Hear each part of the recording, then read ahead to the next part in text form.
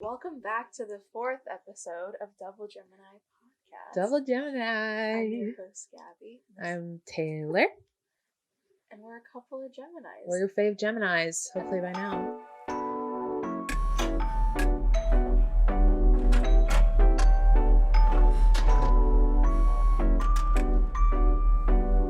Hopefully. Oh my god. We've been doing this, a month now?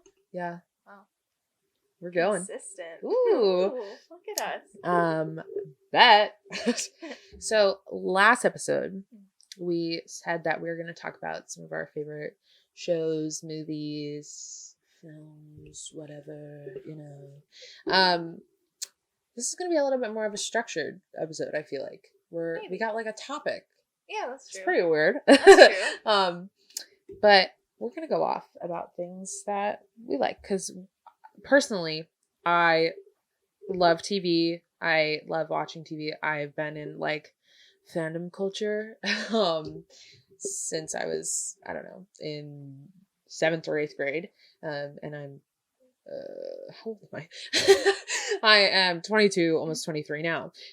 So that is what I'm passionate about. I love, other than, graphic design, because graphic design is my passion.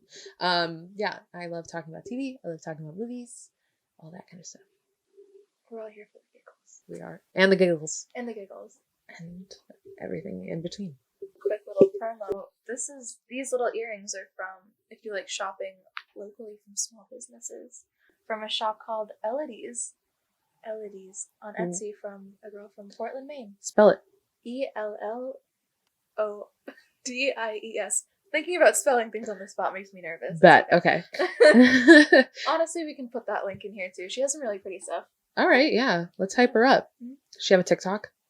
No, she has an Instagram, which is Shop Elodie's. All right. Well, we're shouting you out because we love you.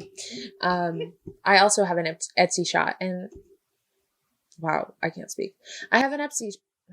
Do you have an Etsy shop? I do also have an Etsy shop, which is at Taymass Designs, which is a great segue because in my Etsy shop, I make a lot of digital prints and stuff and stickers and stuff like that for fandoms and shows and stuff. Right now, the majority is Julie and the Phantoms, but I have a Call Me By Your Name poster on there and a couple of other things. So, are you dressed on Etsy?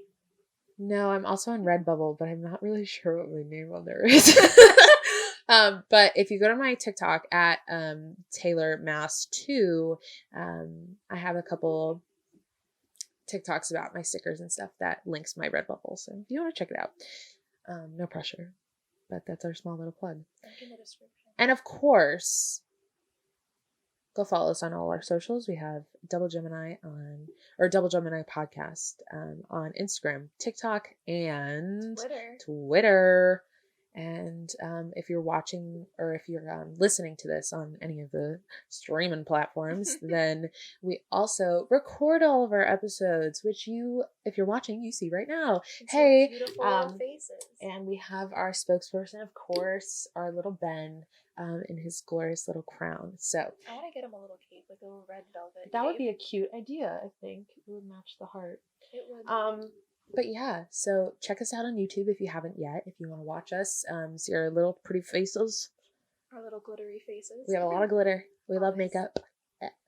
ColourPop sponsor us. Oh my god, please. ColourPop and Target. Yeah, everything. These fine decorations. All from Target. All from Target. Yep. Yeah, so let's get started on talking about, I have a question for you. Okay, let's that. As far as genres go, what would be your favorite? And is it different for TV versus movie or what? Movie, for both, I'm really into like coming of age films. Right, of course. I think specifically for women, just as a woman, it's interesting to see other perspectives of like similarities and differences between growing up. Yeah, like Greta Gerwig had a huge couple of years with coming of age. The light cutting. With which Little was Women. Yeah, Little Women, Lady Bird, of course. If you haven't seen one of her breakout films on Netflix. Frances Ha was really good. Shout out to Hayden if you're listening. You showed us that when we were all drunk in your cabin. Love you, man. I still want to see it. You should watch it. It's really good. She acts in it. She does. She's the main character. Love that. Being really like blackout drunk watching it was confusing because I wasn't really sure what was going on until right at the end it like all comes together. But it was a great film. So yeah, for sure. We should get Hayden on this to talk about like films and art and stuff.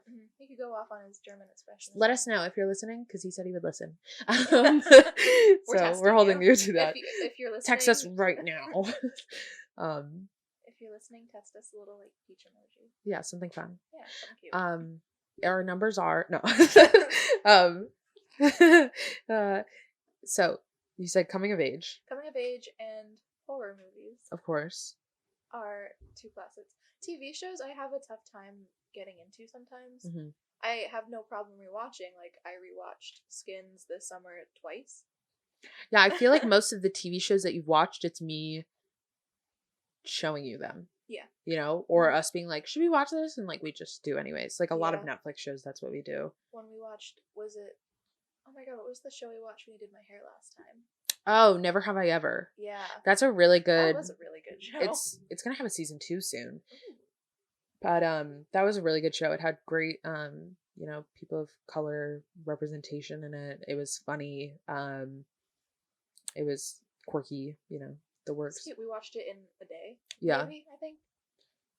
It was fun. Mm-hmm. And You was oh yeah. through us. We have rewatched season 1 of You so many times. The first time we watched it, though, I'll never forget. We were sitting in our apartment, just in silence. Oh my god, we were sitting there with our mouths just hanging open, like even after it ended, we were just sitting there. Yeah. Like, what the fuck? And season 2 was like a whole nother beast. I feel like season 2 for me was not harder, but it was weird because the book was so different from the show. Right, I hadn't read the book before I watched season 2, so. But I was like, wow, they changed up a lot of stuff.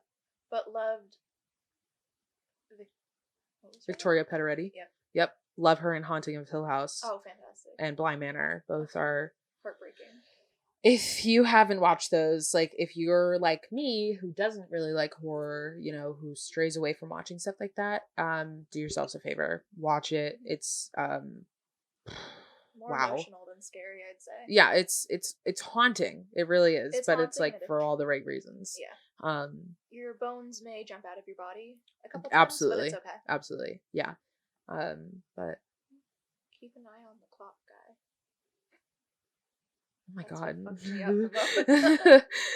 The clock. You just look around. I was like, where's the clock guy? Oh my god. I was like, what are you talking about? It just went right over my head. Oh my god. Okay. Oh no. Got a little spooked. It's fine. It's fine. Yeah, the house I live in, I feel like I hear things all the time, see things all the time. I think it's just your upstairs neighbor. No, one time I heard my name from the hallway, like clear as day. Someone was like, Taylor. I heard it while I was sleeping the other night too, but that might have been in my dreams. That might have been. But only in my dreams. Only in my dreams. So your current obsession, fandom, love is Julie and the Phantom. It is. I talked about it a little bit in the first episode, but Julie and the Phantoms, if you don't know it, is a Netflix show, and it stars Madison Reyes, Charlie Gillespie, Owen Patrick Joyner, Jeremy Shada, and quite a few others, including Savannah Lee May, Jada Marie, Cheyenne Jackson, Boo Stewart, all of them. It's a great cast. It's a great cast, the breakout cast. I'm really banking on someone from the cast can come on our podcast, talk to us. We would love to. She has watched it. I showed it to her. She liked it. She is not obsessed the way I am, but that's how most things are. I get very Charlie's obsessed. He's so pretty. Hi, Charlie. So I'm here with the hard-hitting question about the show. Okay, yeah, I bet. Oh, and it's directed by Kenny Ortega. So if you are an adult like me, it gives you the nostalgia factor of High School Musical and stuff like that. So the hard-hitting question. All right. Fuck, marry, kill. Oh, no? Okay. Jeremy, Owen, Charlie. Go off. So I'm gonna marry Charlie. Hey. Not in a weird way. I'm gonna fuck Owen Patrick Joyner. Hey, Owen. And I'm gonna kill Jeremy, but I'm not actually gonna kill him. I'm gonna fake kill him, and he can live out his life with his wife. Because he's married, so I don't want to. Hey. So those who don't know about the show, please go watch it. It's really great. Music is great. And the lead character, she is only 16 in it. She might be 15 when they shot it, but she's 16 now. Her voice is the voice of an angel, and the boys in it. And it's about these 3 boys that are from the 90s, and they end up dying and coming back as ghosts, and they play with this girl, Julie, in a band, and they, people can hear them play when they, play with her, but not, and they can see them too. If you need any like convincing, just go watch the Bright performance on YouTube, because that's my favorite song. That performance gives me chills. Like, yeah. I got the chills. Watch Oh Hello on Oh Netflix. yeah. Shout out Gil and George. Gil and George, we love you. It always comes back to Nick Kroll. But yeah, to talk about this show a little bit more, because I could go off about it. I don't know, like something about it just really pulled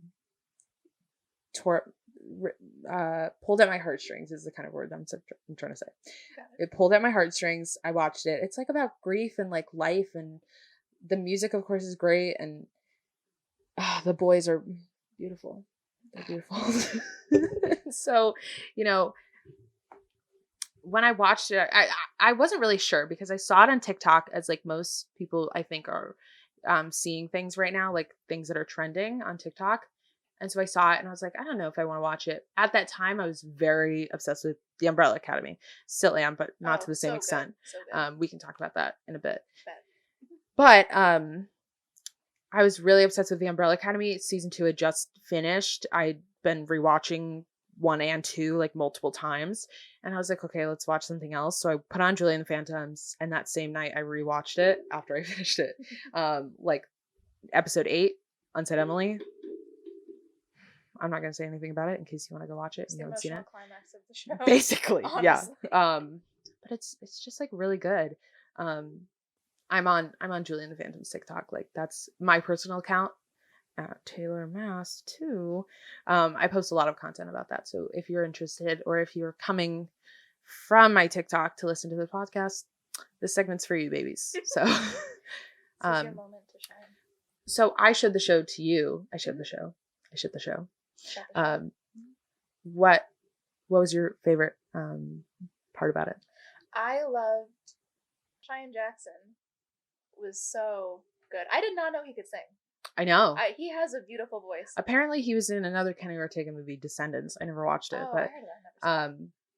that was like a Disney one. And I think he sang on that too. I think he was Hades in that or something. Correct me if I'm wrong. But yeah, his numbers are amazing. Nothing to lose. Yeah. The notes that the high, oh wow. His little scatting. Yeah, so good. Yeah. So good.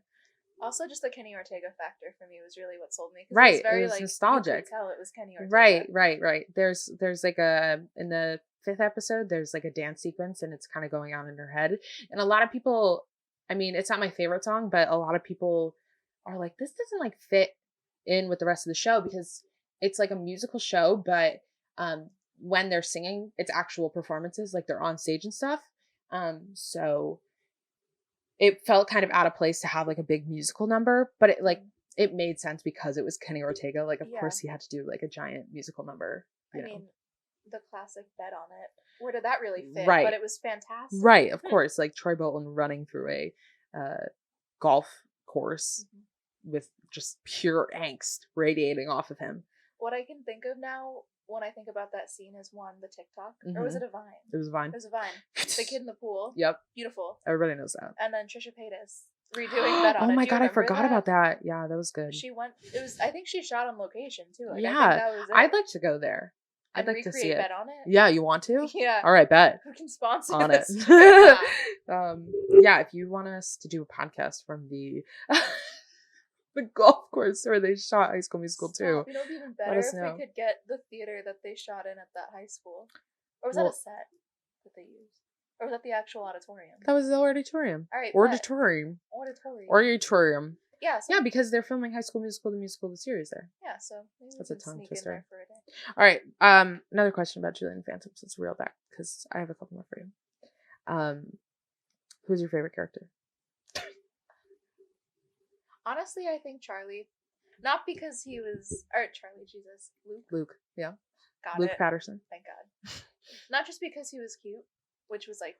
But it didn't help. It helped. But also, like, they went into his emotional storyline a lot more Right. than I feel like the other characters. Like, I still didn't hear much from, like, Owen's character. Alex. Well, actually, no. Owen's a little bit. Yeah, because more. Alex It's is... him and Boo Boo. Right. He's... All in love. he has a great storyline for like the LGBTQ community because you know, they grew up in the 90s, so like we don't really know about their lives in the 90s, which I'm really hoping for in season 2. If there's going to be a season 2, Netflix renew it for season 2. We've been saying it almost every podcast now. Where is it? Hopefully by the time this airs, Literally, it will be renewed. Oh, we can only hope. So yeah, he has a great storyline because in we don't know much about it, but we do know that he was out in the 90s.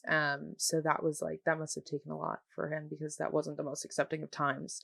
But they didn't make his whole storyline about being gay. You know, he's a great drummer. He's a great guy. Like he's, you know, a good friend to everybody. So, and then him and Boo Boo Stewart, of course. Yeah, I feel like I need to learn more about Boo Boo Stewart. And then also Jeremy's character. Yeah, Reggie. Because I feel like there wasn't a lot.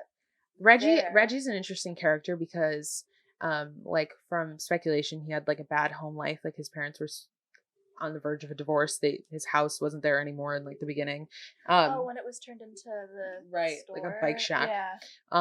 And he's kind of the goofball, like he's the comedic like relief, but he's also got like these really serious moments. We see like different sides of Reggie. He's got his serious moments, he's got his like goofy moments where he like hangs out with Julie's dad, and then he has like his moments on stage where he's just smoking.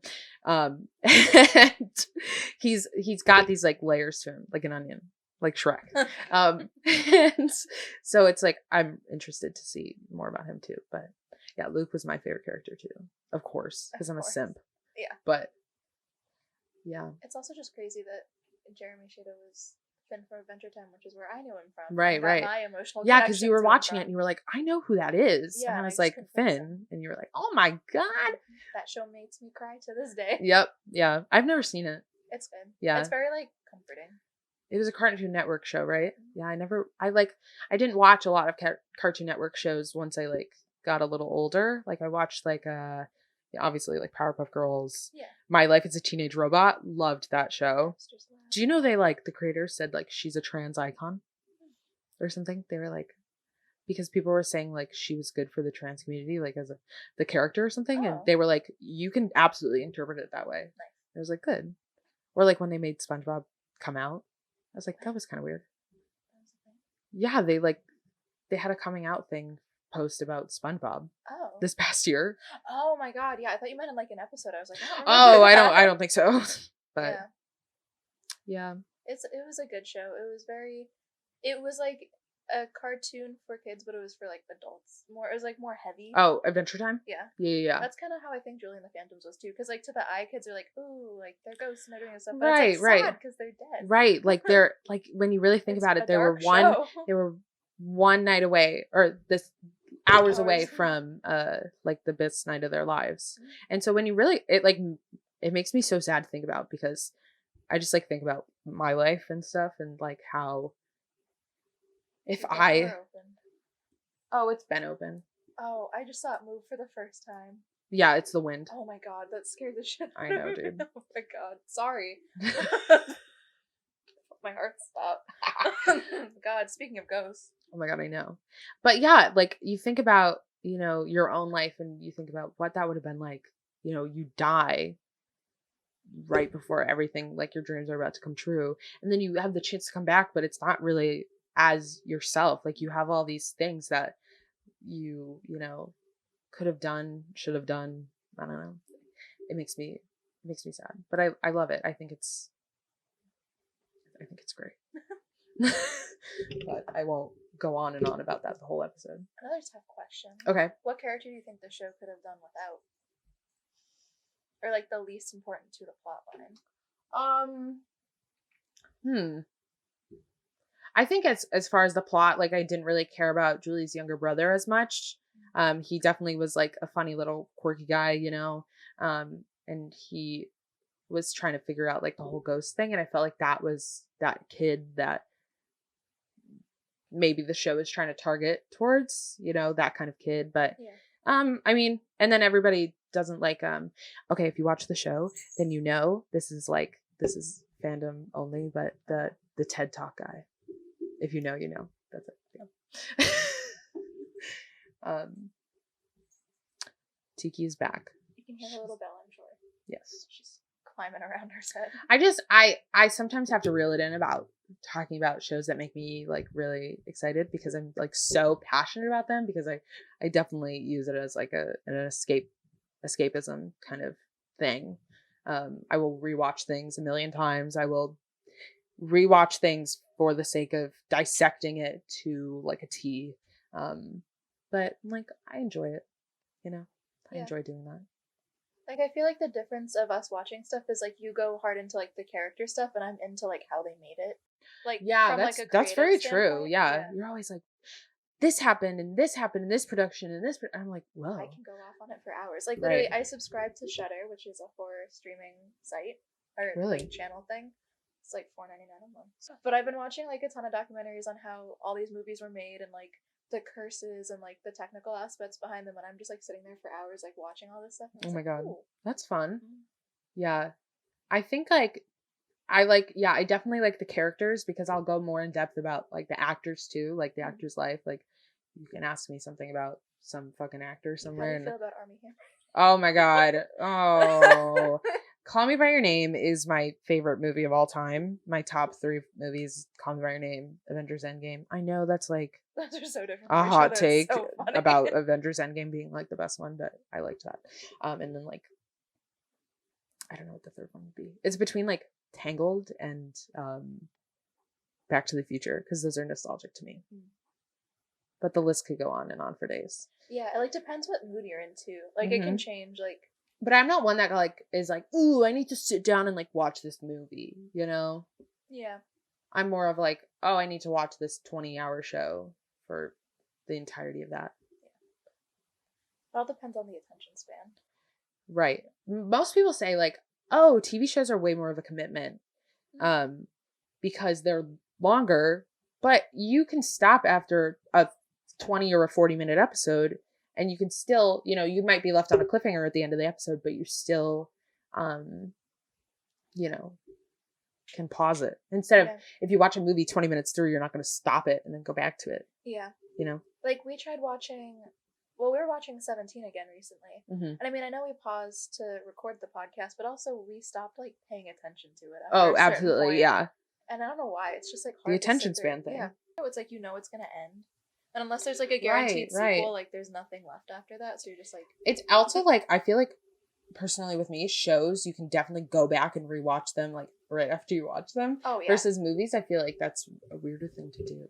I've done it, but... Yeah, I remember one time when we were in the apartment, we watched Perks of Being a Wallflower. We both said we did not pay enough attention to it and then rewatched it. Just restarted it right then and there. And then we sat there and watched it. Yeah. Because that movie deserves all That's definitely our comfort movie, which we have talked about in a previous episode. It's a lot to unpack for that being our comfort movie, but we don't have time for all that.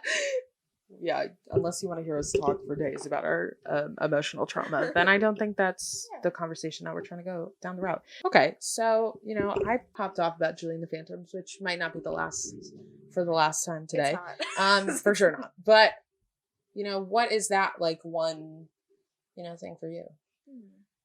What's your obsession? That's the obsession. My most recent obsession has got to be Jennifer's Body. Oh yeah. Yeah, I rewatched. But that's not a new obsession, right? You've. No, but it's been revamped because I understand it more. Yeah. I've never seen it, so. So it's basically about this girl played by Megan Fox. Of course. Who's like this kind of stereotypical, like, not mean girl, but like popular girl who's friends with Amanda Seyfried. Seyfried, Amanda Seyfried. who looks just like her friend Ash. Oh yeah. Hey Ash. It's actually identical. Hi baby. And wait, didn't Amanda Seyfried come into our Starbucks or something? No, that was the girl from Pitch Perfect. Never mind. Oh, Anna Kendrick. Yeah. Yeah, because she grew up in Portland. Yeah, that's Yeah. crazy. Wow, something good came out of Portland. What's his name? Ben Stiller? Ben Stiller also came into our Starbucks. One of our coworkers took a photo with him. Yeah. Also, doesn't John Travolta have like a vacation home in Maine? I don't know. A lot of celebrities have like vacation homes in Maine. Yeah, that's crazy. Because it's like so different than like California and stuff. Yeah, which I get because like you want like a change of scenery. Right. But like also still near the ocean. Yeah. Is this the ocean? Everyone, no. But anyway. All right. So Jennifer's Body. Jennifer's Body, starring Megan Fox, Amanda Seyfried, and Johnny Simmons, who is also in Perks Being Wallflower, and Scott Pilgrim. Who's he in Perks Being Wallflower? He is the oh my god, where can I get his name? He's the one that's secretly dating Patrick. Oh, and was also in Girl Boss. Yeah. Oh. I've had such a crush on that actor for so long. I know nothing about his Was he life. young in Jennifer's Body? Yeah, he was a baby. He was like He was a baby. He was a baby. No, he's just a probably baby, dude. like mid, like probably A teenager? or something. Oh, yeah. He was no like way. young. How Yeah. old is he now? I think he's in his like 30s. Is he like the same age as Megan Fox? I don't know. Megan Fox also, quick plug because she deserves Plug. We're plugging Megan Fox as if Megan Fox needs our plug. I know. She has a show on archaeology that she just like No way. created. Yeah, it's a whole ass show. I hate what Hollywood did to her, but we don't That's have what to I was gonna get into actually. So we can talk about that. All right. Megan Fox got fucked over. Anyway, Johnny Simmons is 34. Oh my god! Wow. Oh, How do I know that okay. by memory? And then Megan Fox is 34. They're the same age, like Yeah. exactly. Wow, no way. Yeah. Anyway, Jennifer's Body. Jennifer's Body, written by Diablo Cody, who also wrote Juno and wrote the book and script for Jagged Little Pill. Oh, really? Yeah. I didn't know that. Mm-hmm. Jagged Little Pill, the musical. She said this was a film for the girls, All right. or this is a film for girls or something. It was marketed as Megan Fox naked the whole time. Basically, it was like the production company had them market it for teenage boys to bring them in to see it. And then it wasn't. So when it wasn't. That's smart. It was no, it actually fucked them over hard. Oh, did it? It's not what they wanted either. It was the production team. It wasn't like what like the director nor Diablo had envisioned, because that's not what the movie's about. It's not about Megan Fox being hot. Right. It's But about they her went young into boys. it being like, oh, Yeah. she's so hot. So when people Ew. when the boys went to see it, they were so angry. Wait. Mhm. Even if they didn't market it about that, don't you think they still would have gone in and been like, Megan Fox is so hot, and only taken that away, especially if it's a movie directed towards like girls? Maybe, but it was also that, and then there was the like big kissing scene of her and Amanda's character, and like that was used to lure men in too, because like Oh yeah, because girls straight kissing. men watching lesbian, even though like when you watch the movie, it's not really like about that, but whatever. It's more like Amanda's character Needy like in love with Megan, pretty much. Oh, Is like the kind of like the gist of it. Like they're like best friends, but she kind of is like in love with her, but also like still loves her got it. boyfriend. Okay. Played by Johnny Simmons. But yeah, so it got really bad press. Diablo got ripped a new one. See, again, like you're not even talking about like. I just think it's funny because you just just like that. It's confirming what you just said earlier. Like I watch things for the characters, and you're talking about like the production of it. Yeah, like the fact that the actors got fucked over, the production team did this instead of like what the plot of the movie is. You know? And like I think Megan Fox, like the Diablo wrote it with her in mind of playing the character, because it was like playing into her status as like the sex symbol. Because this was after Transformers. When the Michael it was Bay, after? like, I was her about to say, over. like, did Transformers come out after? Yeah, no, that was this? before, so people knew her from that. Right. She started to get a bad rep because she compared Michael Bay to Hitler. So she was kind of like shadow banned from Hollywood after that, or like blacklisted, I think is what they call it. Blacklisted? I think so. Yeah. But she had some like bad movies that came out after that she's not like. She still says Jennifer's Body was like her favorite movie. Huh. To be in, and she like hates looking at herself or seeing herself and stuff, but she's like, this movie felt like important.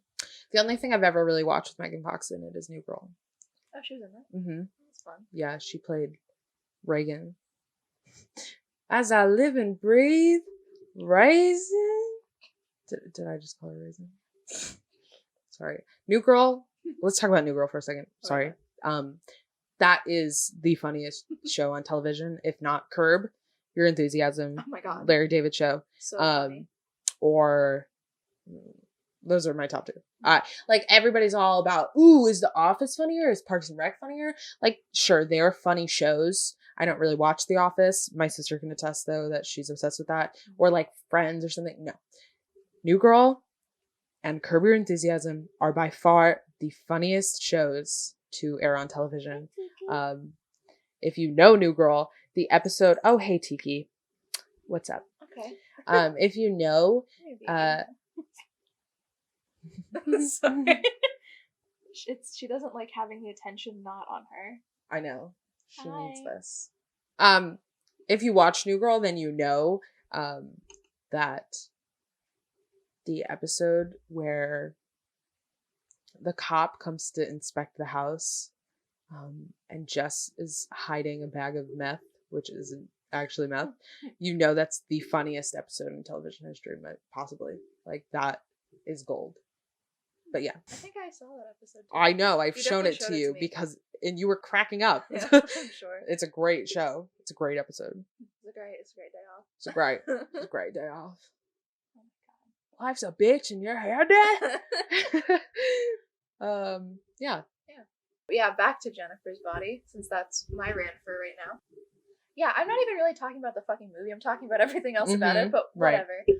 The movie, too, it was mostly men interviewing Megan Fox and asking her, like, what it's like to have all these men, like, be, like obsessed all with over you. you, obsessed with you. How are they not in love with you? Saying that she was in an interview with her and Johnny Simmons, and the interviewer was like, he's flirting with you right now, like he's in love with you, like this type of shit. And he was like, what? Like that's annoying. When did it come out? 2008 or something. That was such a time of like misogynistic movies. Yeah, especially for Megan Fox, because she was all like on all the covers of everything. Right. And it's just like, she got so fucked over by Hollywood.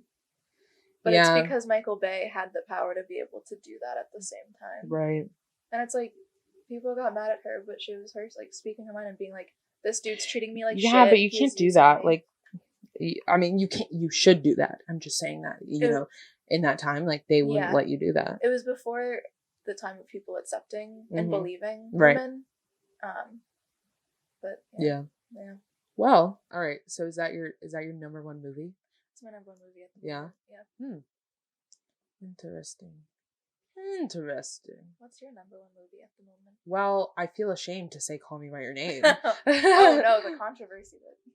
And I don't know. Sometimes it's a cop out to say like separate the art from the actor or like the artist, whatever, the art from the artist. Like Call Me by Your Name can still live on as a great film, even though Armie Hammer is like a piece of shit. But I don't know what people's opinions are about that. Yeah, like I still think Timothée Chalamet was fantastic in it. Right. I watch it for the characters, not the actors. Yeah. I think it's hard sometimes when you see things like when you know someone's a piece of shit, or like you watch right. I haven't watched it since, but yeah, because I remember the first time we watched it, and it was like the final fireplace scene, and we were just like, it's a great movie. If you've read the book, you know that the movie was a really good representation of the book, or at least in my opinion. Like there's so many small details, like Oliver's bathing suits change color based on how he's interacting with Elio. So if he's wearing red, like he's like, I'm pretty sure he's like horny and like will like flirt with Elio a lot more. But if he's wearing yellow, then he's friendlier and more on the girl that he was like kind of using as a facade. And the green is I think more them being friends. I don't know if that's absolutely correct. I haven't read the book in a while, but I know somewhere along those lines the bathing suits represent different things, and it's not addressed in the movie, but there is one small shot that is on the bathtub. His bathing suit changes, like drying on the bathtub. There's like cut to scenes, which I think is like a very clever kind of ode to like a specific plot line in the book. Yeah. But do you think they're gonna make a second movie now that there's a second book? I have no idea. I don't Now know. with the army and everything. I mean, yeah, you just dropped out of that movie. I don't know, because the ending of the book was very different than the ending of the movie. Oh. The ending of the movie was like 30 to maybe 50 pages before the actual ending of the book. Oh, okay. Yeah, there was a lot more that like happened. I haven't read the second book yet. I put it off because I just was like, ooh, I don't want to know what happens. But I think it's a great film, no matter how problematic like the plot of it also is. But that's the charm of it, is, you know, how like real it is. Yeah. I don't know. I think the most like moving part of that whole movie for me was the scene with his dad.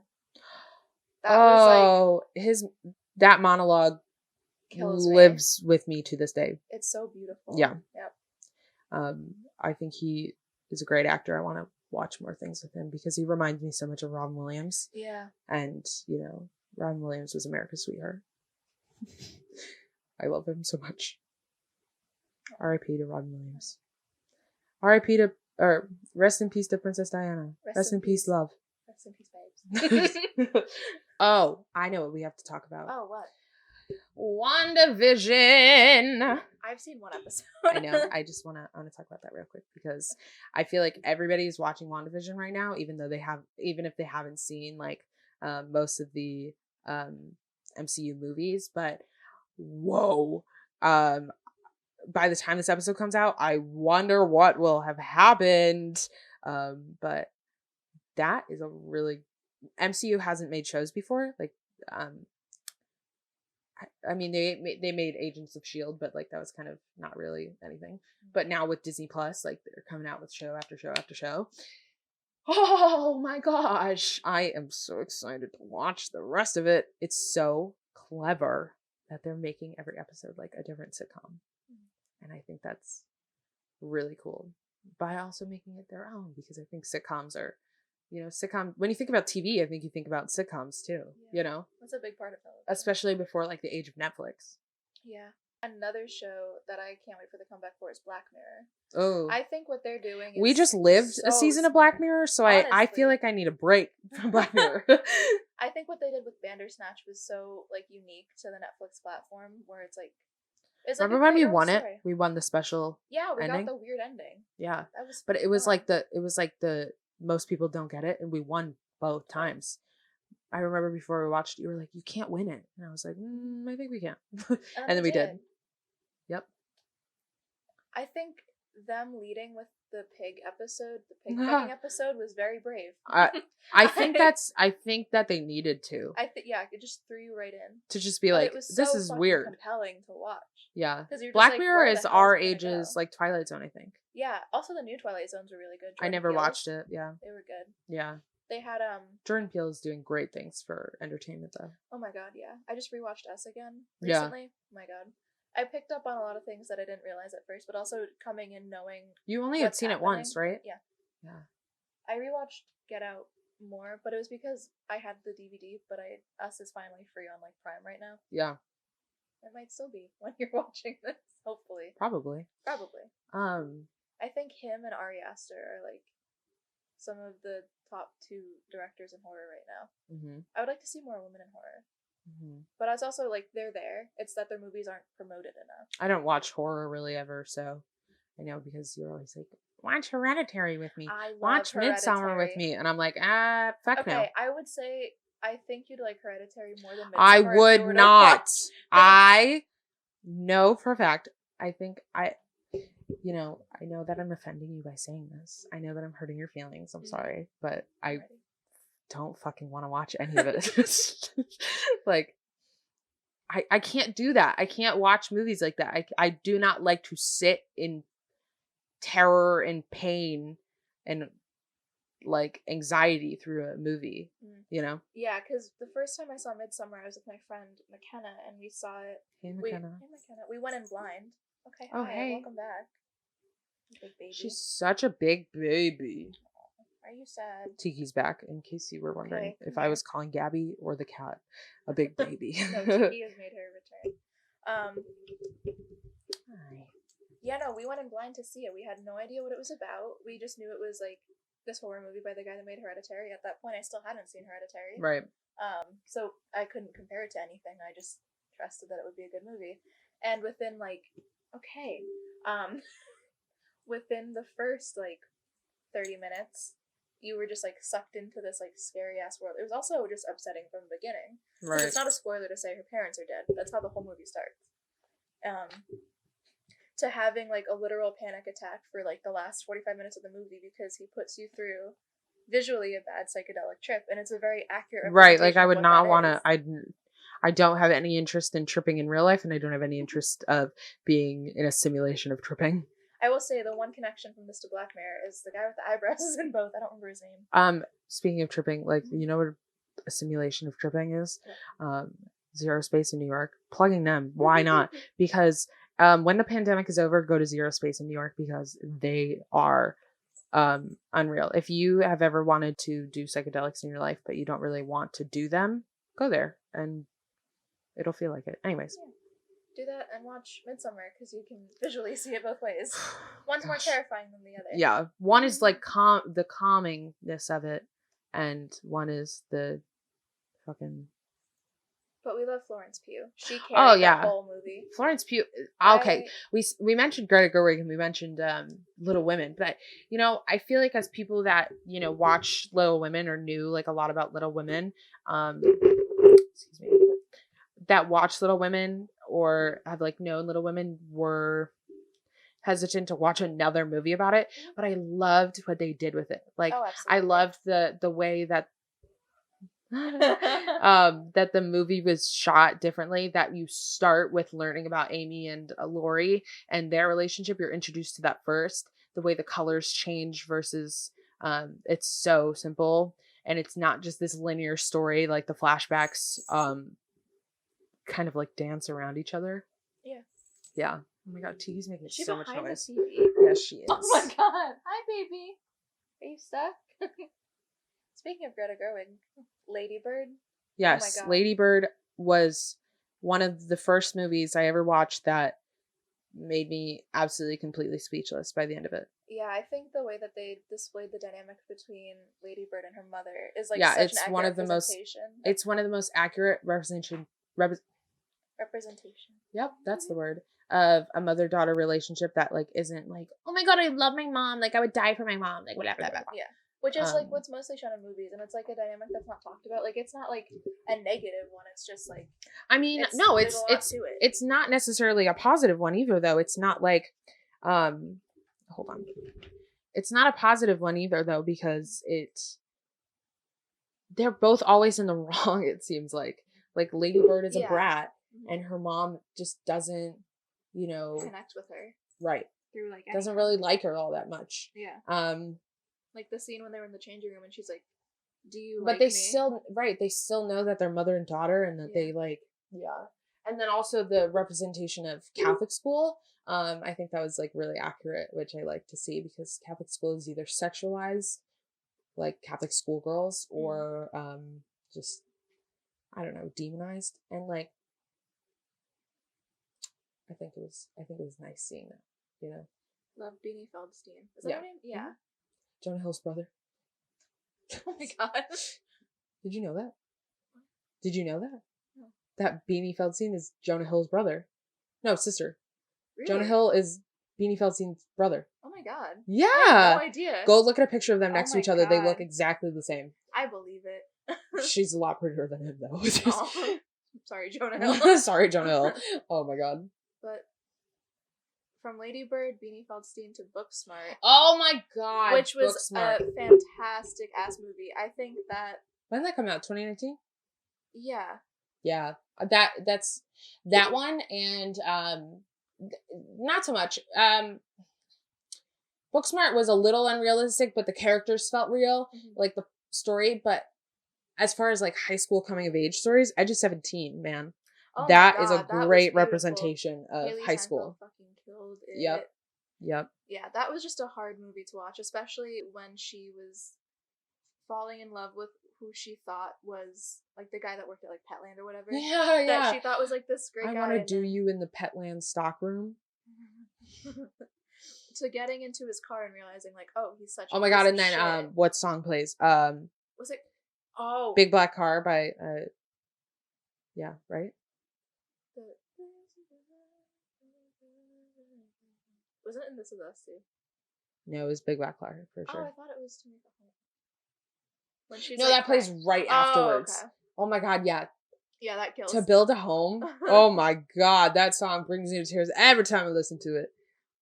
This Is Us. Oh my god. Oh, I can't even get into This Is Us. Jack Pearson deserves so much more than he got. Anyways. Musicals into movies, movies into musicals. Let's discuss. All right, bet. Or even musicals into TV shows. Like the Spring Awakening moment. That got what was it called? Shine? Rise. Terrible show. Spring Awakening is one of, I think, personally, the best musicals out there. I don't know if I'd agree with that, but I don't think for set, I think for story, but it's also based off of a book. Yeah. I don't know. Spring Awakening, it took me a long time to warm up to. It's not my favorite. But we are a couple of junkies when it comes to Broadway, musicals, all of that. But, you know, we are a jack of all trades kind of gals. Yeah. We like everything, so we're not two-dimensional. Right. And I don't think there's anything wrong with liking a musical. No. But unless you're one of the annoying theater kids. But also, who are we to judge? Yeah, honestly. Well, that's depends. Question for the viewers: did you guys have the couch? What's the couch? The couch that everyone fucked on. That's the universal, yeah, just the couch. We might have had that. Everybody has the couch. Down in the G-wing. Ours was like behind. There's like a couple layers of curtains. I wasn't really part of the drama department though, so Marissa was, but I wasn't. The couch is a terrible place. Yeah, well. I think an interesting, sadly failed musical or movie to musical is Heathers, because I liked the movie. I liked the musical. Wait, what do you mean? You think that the musical was bad? No, I think what happened was bad. Like, it didn't get picked up. It just got dropped. It never truly made it to Broadway. I thought you meant that the musical didn't live up to...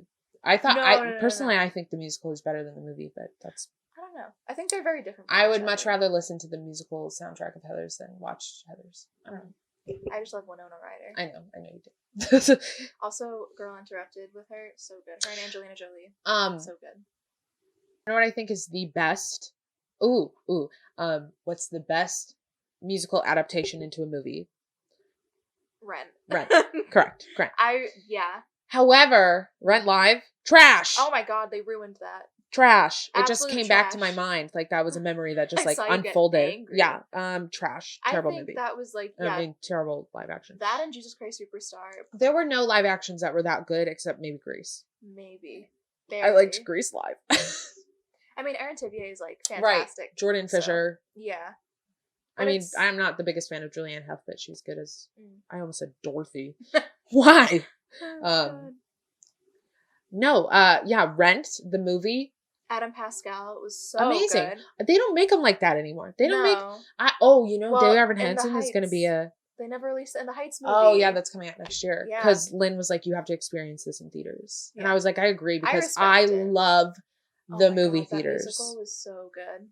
In the Heights? Yeah. Yeah, it's amazing. Loved it. Oh my god, I know. Listening to it since what, like elementary? When did it come out? I started listening to it in college, which I was a big fan. I listened to, because I started listening to Hamilton, and then I was like, ooh, In the Heights. It took me a while to get into Hamilton because of how hyped up it was. That's the thing. I have a trouble getting into stuff when it's super hyped, because then I feel like I'm going to get disappointed. I got into it after the hype. Like, I got into it freshman year of college, end of senior year. No, summer before college, when it was getting hyped more, like during our senior year of high school. Yeah. But it deserves, I don't care what anybody says, it deserves the hype. It's a great... It was, watching it on Disney Plus. Right, yeah. Emotionally wrapped. I think they need to do that with more Broadway shows. I think they do have them recorded. I think it's just like the legal aspect. Somebody said that Beetlejuice has a professional recording of it. Ooh, I'd watch that. Which I saw Beetlejuice on Broadway. Great show. That is one where I'd rather listen to Beetlejuice. I'd rather watch Beetlejuice on Broadway than watch the original Beetlejuice. Have you seen the movie? Mm-hmm. Yeah, I watched it when I was in Delaware. Oh, okay. I was like, wait, I thought you haven't seen it. No, I've seen it now, and I don't care for it. A musical that I love that's like not necessarily the best musical, it's more like a guilty pleasure. I love American Idiot, Green Day's American Idiot. I hate Green Day. So. I know. But I like some of the songs from the musical. I like it because it's not Green Day. Yeah. I mean, it's all their music, but it's not them singing it. Yeah, makes sense. That's how Green Day sounds. I love it because it has John Gallagher Jr. from Spring Awakening. Oh, really? Yeah, he's the lead. Oh. Mm-hmm. Okay. Yeah. My top musical, I think, is I Love Waitress. Except I'm really sad because I saw it with Catherine McPhee, and now she's a Trump supporter. No. Yeah. She is? Yeah. She was beautiful in it. That sucks. Why? But I also love Sarah Bareilles, so... Also, I don't understand if, Broadway. She's married to this really old, rich guy. This rich white guy. Because Broadway is such, an inclusive and, welcoming space. So to be a Trump supporter is very, not... I mean, Waitress was her first Broadway show. That was, her debut. That sucks. She was so good in it. Yeah. I know. She had a very pretty voice. Yeah. I will say, I think my favorite musical is Spring Awakening. Mm-hmm. I like the acoustic-y. It's kind of it's just different from a lot of stuff. Yeah. That's not why I like it. I also just I think Leah Michele and Jonathan Groff were very good. Same with John Gallagher Jr. I'm trying to think of what other... Oh, not a musical, but Harry Potter and the Cursed Child is the best show I've ever seen on Broadway. You don't even have to be a Harry Potter fan to acknowledge how the things they did in that show is just unreal. It was 2 parts, 3 or something hours each, with a 2-hour intermission in between. Oh my God, I can't speak. We've been talking for a while now. I know. And the magic of it, it was Broadway magic, but even better because it was magic with Broadway magic. And there was a grown-ass man sitting next to me. I was in the front row because I won tickets in the lottery with my sister. As you should. And I look over at him at one point and he is bawling his eyes out. I was too, but I looked at him and I was like, yeah. Oh my God, we didn't talk about that. How I am so easily moved to tears by things. Yeah. Shows. Yeah. I looked at my Snapchat memories today and there is a picture of me just fucking sobbing to This Is Us. Once again, I will not get into it because it's just too heartbreaking for me. But you're not one to really cry at things too much, right? No.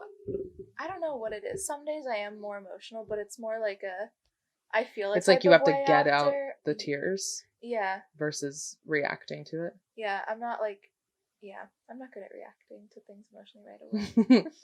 I will cry at anything. But it's not the things that most people I think will cry at.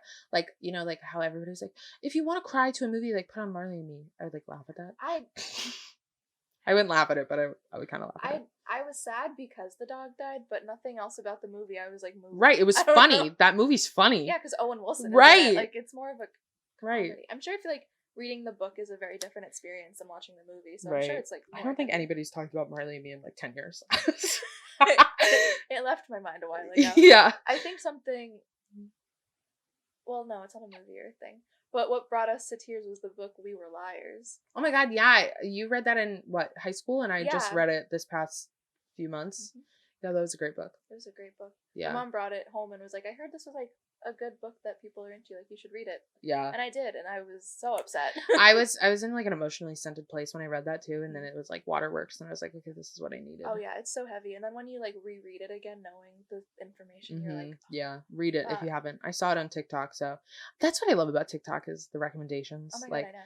We see new books, new shows, new movies. I have beef with one recommendation that is oh, this movie's so fucked up, but you should watch it, blah blah blah. And normally my friend McKenna and I will watch anything, and we are so numb to a lot of shit.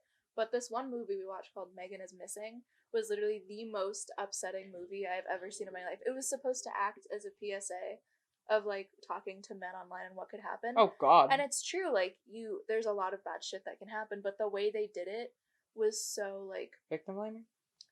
No, it was more like there was a scene, because whatever, I'm gonna spoil it. Fuck this movie and fuck the director. It was torture porn. The whole movie was just like torture porn. And like it was like the last 20 minutes of the movie was supposedly the last 20 minutes of this girl's like video footage, but it was a serial killer having her camcorder. I hate movies like that. And it was like, it was weirdly real. Like there are some parts that literally I was like paranoid for like a week after watching it. Oh my God. And I wasn't even, like when I was going home in an Uber after it, my Uber was a fucking van. So I was like immediately like, fuck no, bye. No. But there was a scene where the last girl alive, Megan's friend, because Megan's dead. Aw, R.I.P. Megan. Rest in peace, Megan. Rest in peace, love.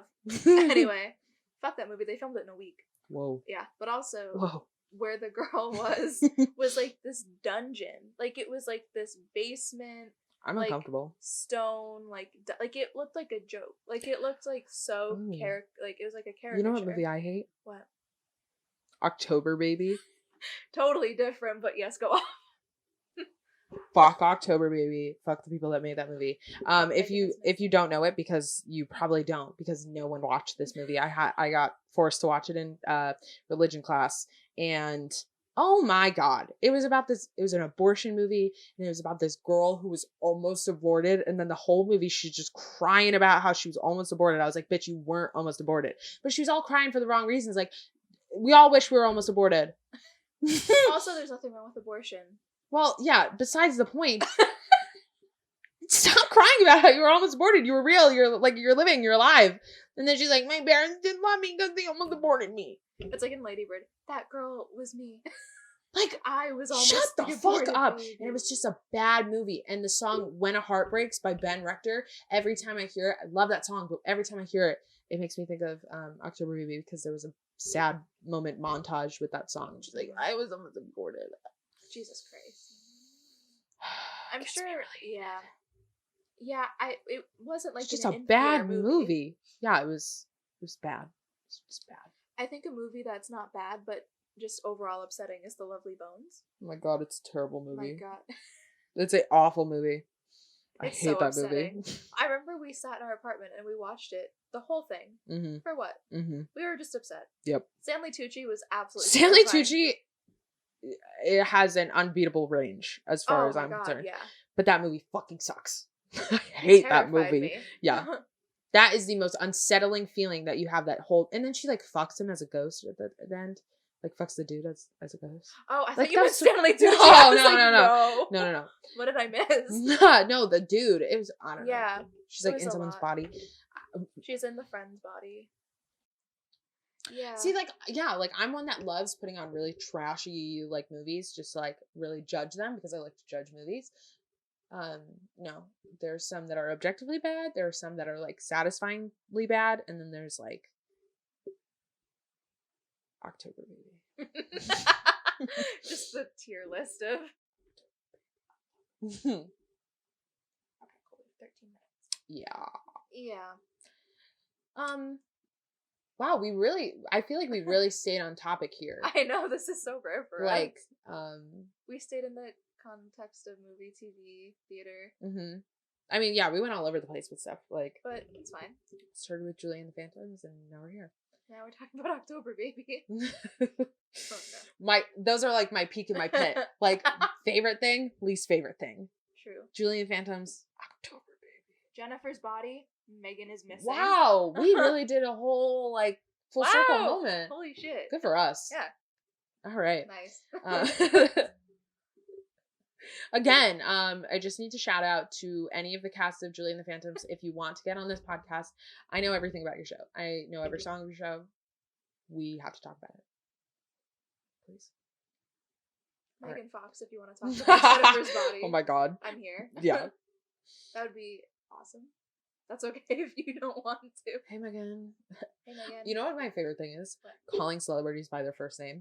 As if, like, I know them. I had a friend who used to do that. Like, She would just always call celebrities by their first name, like, really casually, and it was like, do you know them? Like, but That's funny. I feel like I know Charlie. Oh no. I just need to make a compilation of you simping over Charlie Gillespie. Absolutely, we'll put it on TikTok. I'll have like 10 minutes worth of Yeah, honestly. I could talk about that boy all day. He's cute. Yeah. He's so cute. I don't really like dudes that much. I don't like anybody that much. I'm not like, this is not my coming out. Sorry to queer bait. How was that even? Just kidding. Oh my God. I'm literally tearing up again. Oh no. I don't even know what I was saying anymore. I don't even know where you're going with that. I can't help you. I don't either. I don't either. Anyways, I'm gonna stop all in the head. Or somewhere in the middle. I'm like in 10th place out of 11. Like Mario Kart. Pose a question to the audience. What is one movie you love, or any? Yeah, if you're watching along, if you're vaping along with us. Maddie Smokes, if you're watching this, vape along. What is up, you guys? What is up, you guys? Maddie fucking smokes here with another vape. God, I video. wish we were as funny as Cody Ko and Noelle Miller. I know. Maybe one That's day. well, yeah. I was about to say that is my goal. It also took them like a hot minute. Like from Vine to YouTube, you have to like switch the way you act, or not act. But They're fucking hilarious. We love them. Funny. Oh my god, so funny. No. So what was I about to say? Head empty. Tell us what movie you hate. Oh yeah. If love. you're vaping along with us, we're so easily entertained. Oh, no, if you're watching this on YouTube or whatever, tell us what your favorite movies are, what your least favorite movies are, if you agree with anything that we said in any of this, like literally anything. If you're watching this on YouTube, if you're listening on Spotify or whatever, you can't comment. You can tweet us. Yeah, tweet us. Pose questions. We can talk. We'll chat. We'll answer your questions. Let's have a gossip sesh about our favorite movies and stuff. Okay, bet. We can rank every movie ever. any movie to ever Mamma exist. Mia. Anything else. Anything with Meryl Streep. Everything else. Anything else. Doesn't even matter. That's anything true. else. Meryl Streep runs Hollywood. Dominates. Yeah, she's amazing. Oh my god. That is funny. I want Wendy's. Okay, let's go get some Wendy's. I was thinking about the fact that her and Timmy Chalamet and Florence Pugh all had Wendy's one day just on set. Yeah. And was like, you could Wendy's. tell they had their limp fries. Because sometimes Wendy's fries get a little too exactly limp. What that was. They're still good though. Oh, they're so fun. What time's Wendy's close? I don't know, probably late. It's still like only like 9:30 or something. What? We are Mrs. Struggle, honestly. Girl defined. Oh my god, yeah. You know that audio on TikTok that's like, thank you all for coming. No. Now that you're here, I brought a gun. That would be us with Girl Defined. Girl Defined is so scary. Yeah, they're terrifying. I think we should get Cody Noelle and Girl Defined on here. Yeah, let's have them all hash it out. A giant Zoom call. It doesn't even have to. Let's we don't even have to beef. talk. No. Like, just give them the floor. Apparently there was one of the girls, I don't know their fucking names. I don't either. This girl met one of them and was like, "Oh, like, are you girl from Girl Defined?" And she's like, "Yeah, do you know me from Cody Ko's video or something like that?" It's just like so so funny. defeated. Oh but my they god. got so much like good clout from good. that. Oh no, I thought you meant hate, and I was like, oh good. no, they did, but they got so much like Yeah. Like if you were like us, we just went and watched some of their shit because we're like, there's no way these people are real. Yeah, no, It's they're terrifying. real. I know people like them. Yeah. Yeah, way. They shouldn't. Scary. Yeah. Yee. Bing. Oh my god, do you guys know that TikTok that's like, I mean, we got the eggs in chance. Yeah, wait, Missouri. Number 1, we got Bing. Number 2, we got Bing. Number 3, we got Ayo. That's my like only Your redeeming last factor. brain cell just used for that. I can impersonate so many things on TikTok so well, I feel like. What was the one I did the other night that was like perfect? Remember when I impersonated the faucet perfectly? No, it was a glove. Oh yeah, the little farts on the glove made. Yeah, I was wearing a glove doing Gabby's hair, and then she looks made the sound the glove made when it squeaked because it was like a latex glove and it was like spot on. It's terrifying. It's terrifying, yeah. But I'm glad it happened. Now I know. Well, on that note, we talked about a lot of stuff. yeah, I hope you guys enjoyed this episode of Double Gemini Podcast. I think we tried to do the outro I was gonna do it so well too. I was gonna nail this outro. I don't think we did an outro for the past couple episodes, but no, we did for the first one. But we introduced the episode with the outro. Wait, what? Because remember how we ended the first one with plugging our social medias? You started this one with plugging our social media. Okay, I'll plug it again, bitch. Alright, let's follow them all. Alright, well, thank you for listening, guys, for this chaos. Wow, that was a total switch of being like, okay, hi guys, thanks. Again, I hope that you enjoyed listening to us. We had a lot of fun talking about our favorite shows, movies, musicals, anything. You know, if you have any ideas for what we want, like we have ideas, obviously, I'm just saying, if you have any ideas for what you want to hear us talk about, you can tweet us, you can comment on our TikToks, which, or message us on Instagram, DM us, whatever. They're all at Double Gemini Podcast, and go follow us, go give us some love. Yeah. Thanks for vaping along with us, guys. Thanks for vaping along with us, guys. All right. And on that note, we out. See ya.